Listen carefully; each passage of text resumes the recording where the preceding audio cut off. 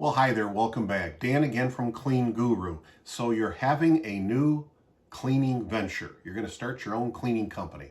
Is there any general advice, a couple ideas that could help? Well, here's 3 ideas. First of all, start with leveraging your warm market, right? You may not have a lot of experience, but you do have family, friends, associates, people you're involved in activities with that know you. They know about your character. They know about your work ethic.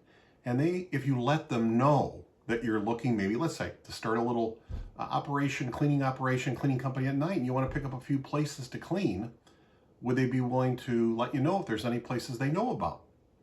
You'd be surprised at how people are willing to step up and refer you when they know you. So your warm market can be the way to go because, when you're first starting, you may not have a lot of money for marketing and so on. So starting with your warm market, don't forget to do that.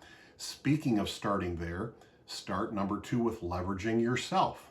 Again, it may not be the most comfortable thing, but it's something you're going to want to try to work at because you can tell your story better than anyone because it's your story.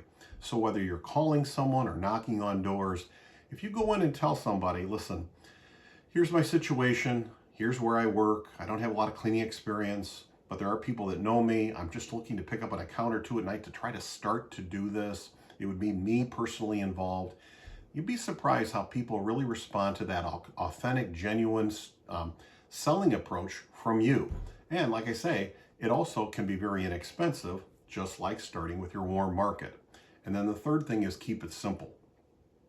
Deliver good cleaning. If you're going to have other folks help you, like part-time cleaners or someone, well, watch your hours, right? Labor, that's, wages is the biggest thing. So watch your hours, deliver good cleaning, and, try to really keep in communication, keep your clients because you realize how valuable they are, right? It's more expensive to go out and get a new one. So you're trying to build slowly, one by one, an account. And you certainly can go out and you could take subcontracted work, but then really you're just cleaning for a paycheck where you don't hold the account, you don't hold the contract with the building owner or manager, you're just cleaning for someone else. Now, you get a little bit of experience and a little bit of money, but you are really building a cleaning business, but it's not your cleaning business, it's someone else.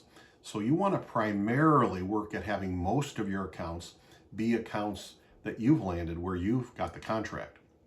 So those are 3 good ideas to keep in mind if you're starting your own cleaning business. Till next time, remember, you can do this. You really can.